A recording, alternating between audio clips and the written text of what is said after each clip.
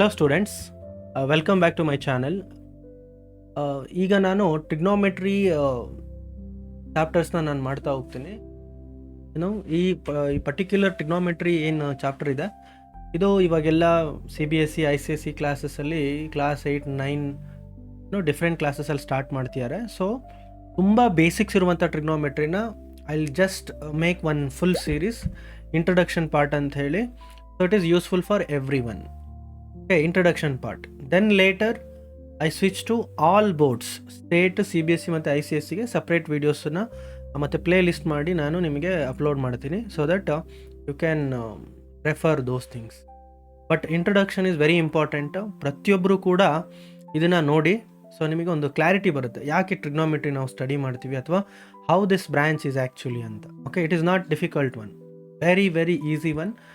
You should understand ಅಷ್ಟೇ logically. Then what is trigonometry?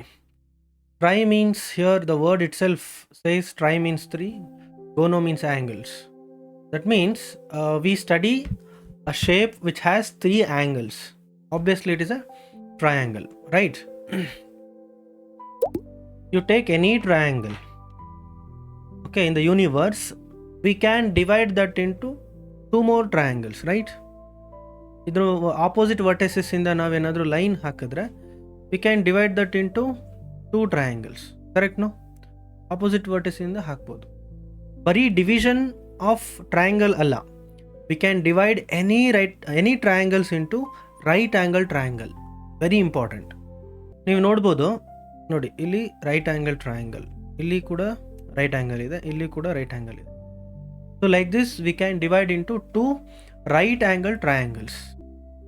Right angled triangles, RATs.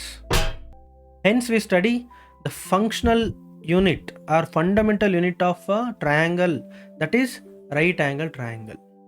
So that means in trigonometry we deal with purely right angled triangles. ಈಗ ನಾವು ಈ right angle ಟ್ರಯಾಂಗಲ್ನ ಇನ್ನೊಂದು ಸ್ವಲ್ಪ ನೀಟಾಗಿ ಅರ್ಥ ಮಾಡ್ಕೊಳ್ಳೋಣ. ಇಲ್ಲಿ ನೋಡಿ, ಇದು triangle ABC. Particularly it's a right angled triangle. Okay, in triangle ABC ಏನೆಲ್ಲ ನೋಡ್ಬೋದು, we can say angle B is equal to 90 degree, correct? ಮತ್ತೇನಾದರೂ ಡೇಟಾ ಸಿಗುತ್ತಾ? we have 3 sides AB, AC and BC. So ನಾವು ಈ right angle triangle 3 ಸೈಡ್ಸಿಗೂ ಒಂದು ಹೆಸರನ್ನ ಕೊಟ್ಟಿದ್ದೀವಿ, very important. Okay, ಈ 90 ಡಿಗ್ರಿ ಇದನ್ನು ಕರೆಕ್ಟಾಗಿ ಅಬ್ಸರ್ವ್ ಮಾಡಿ. ಈ 90 ಡಿಗ್ರಿ ಆಪೋಸಿಟ್ ಇರುವಂತಹ ಸೈಡ್ ಏನಿದೆ, ದಟ್ ಈಸ್ AC ಏನಿದೆ, ದಿಸ್ AC ಏನಿದೆ, this is called hypotenuse. Side AC is hypotenuse. ಹಾಗಾದರೆ ಸೈಡ್ AB ಮತ್ತು BCನ ಏನಂತ ಕರಿತೀವಿ? ಸೊ ಒಂದು ಅಡ್ಜಸೆಂಟ್ ಆಗಿರಬೇಕು, ಇನ್ನೊಂದು ಬೇಸ್ ಆಗಿರಬೇಕು. ಸಾರಿ, ಹಾಗಾದರೆ ಸೈಡ್ BC ಮತ್ತು ABನ ಏನಂತ ಕರೀತಾರೆ? ಒಂದು ಅಡ್ಜಸೆಂಟ್ ಆಗಿರುತ್ತೆ, ಇನ್ನೊಂದು ಪರ್ಪೆಂಡಿಕ್ಯುಲರ್ ಆಗಿರುತ್ತೆ. ಯಾವುದು ಪರ್ಪೆಂಡಿಕ್ಯುಲರ್ ಇಲ್ಲಿ?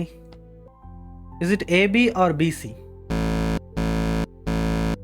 ಸೊ ಈ ಕನ್ಫ್ಯೂಷನ್ನ ರಿಮೂವ್ ಮಾಡೋಕ್ಕೆ we have to take one more important step. ಅದನ್ನು ನಾವು ಮಾಡಲೇಬೇಕು.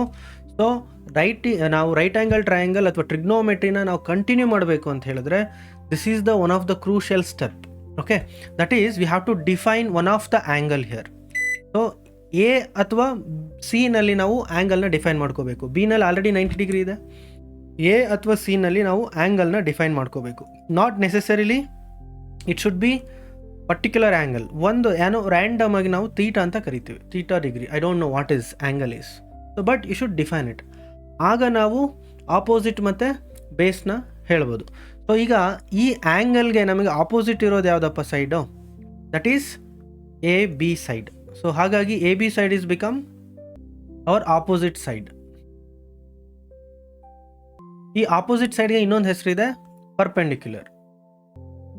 ಸೊ ಇದು ಹೈಪಾಟನಸ್, ಇದು ಆಪೋಸಿಟ್ ಆಯಿತು. ಸೊ ಇನ್ನು ಉಳಿದಿದ್ದು BC ಈಸ್ ಅಡ್ಜಸೆಂಟ್. ಇದನ್ನು ಅಡ್ಜಸೆಂಟ್ ಸೈಡ್ ಅಂತ ಕರೀತಾರೆ, ಅಥವಾ ಇನ್ನೊಂದು ಹೆಸರೇನಿದೆ, ಬೇಸ್ ಅಂತ. ಕರೆಕ್ಟ್. ನಾವು ಈಗ ಸಿ ಹತ್ರ ಆ್ಯಂಗಲ್ನ ಡಿಫೈನ್ ಮಾಡ್ಕೊಂಡಿದ್ವಿ. ನಾವು will define the angle at A ನಾವು. ಅವಾಗ ಏನಾಗುತ್ತೆ ಅಂತ ನೋಡೋಣ.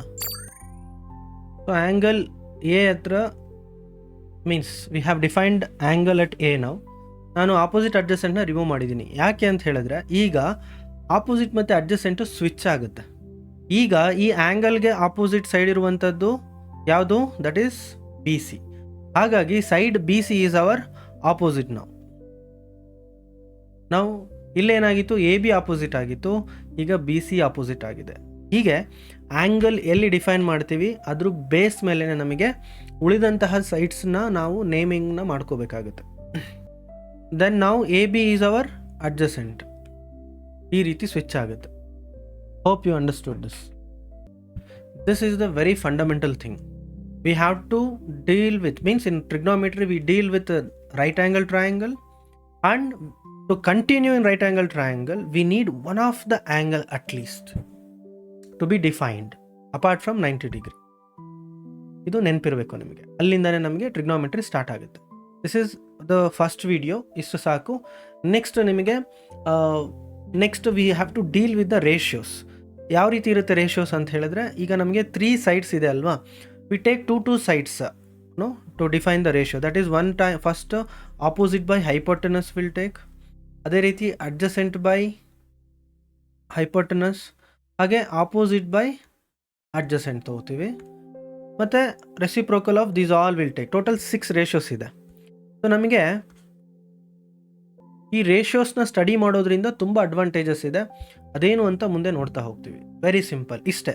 ಈ ಸೈಡ್ಸ್ ಮೇಲೇ ಎಂಟೈರ್ ಟ್ರಿಗ್ನೋಮೆಟ್ರಿ ರಿಲೈಸ್. ಹಾಗೆ ನಿಮಗೆ ಯಾವುದಾದ್ರೂ ಟಾಪಿಕ್ಕು ಇಂಟ್ರೆಸ್ಟಿಂಗ್ ಆಗಿದ್ದು ನಾನು ಮಾಡಬೇಕು, ನಾನು ವಿಡಿಯೋ ಮಾಡಬೇಕು ಅಂತ ನಿಮಗೆ ಅನಿಸಿದ್ರೆ ನನಗೆ ಕಳಿಸಿ, ನೀವು ಕಮೆಂಟಲ್ಲಿ ಹಾಕಿ. I definitely try to make video on them.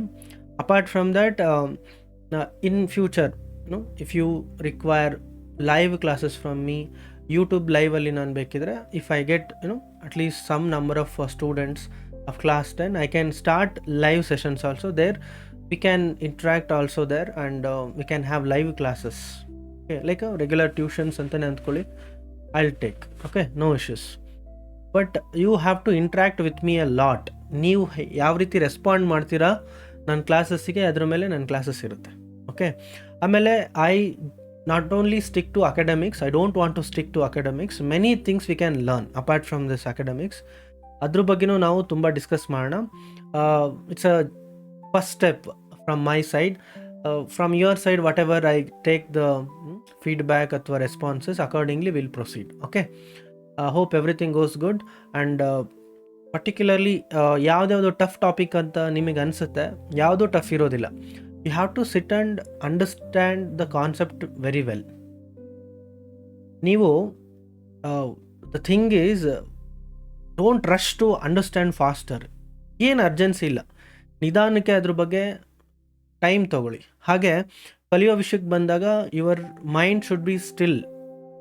ತುಂಬ ಹರಿಬರಿ ಇದ್ದಾಗ ಅಥವಾ you are not in proper mind set ಇದ್ದರೆ ನಿಮಗೆ it's not that easy to learn. ಅದಕ್ಕಂತ ಒಂದು ಮೈಂಡ್ ಸೆಟ್ ಬೇಕಾಗುತ್ತೆ. ಕಂಪ್ಲೀಟ್ ಕಲಿಯೋವರೆಗೂ ಅಥವಾ ನಾನು ಕಂಪ್ಲೀಟ್ ಮಾಡಿ ನಾನು ಇದರಲ್ಲಿ ಅಚೀವ್ ಮಾಡೋವರೆಗೂ, ನಾನು ಗುಡ್ ಸ್ಕೋರ್ ಮಾಡೋವರೆಗೂ ನಾನು I don't want to deviate. ಬೇರೆ ಏನೂ ಆ್ಯಕ್ಟಿವಿಟೀಸಲ್ಲಿ ಎಂಗೇಜ್ ಇರಬಾರ್ದು. One work, one focus. ಆ ರೀತಿ ಇದ್ದಾಗ ನಿಮಗೆ ಡೆಫಿನೆಟ್ಲಿ ಸಕ್ಸಸ್ ಸಿಗುತ್ತೆ. So will discuss these all things further. Okay, next ವಿಡಿಯೋಗೆ ವೆಯ್ಟ್ ಮಾಡ್ತಾ ಇರಿ. ನಾನು ಆದಷ್ಟು ಬೇಗನೆ ನಿಮಗೆ ಅಪ್ಲೋಡ್ ಮಾಡ್ತಾ ಹೋಗ್ತೀನಿ.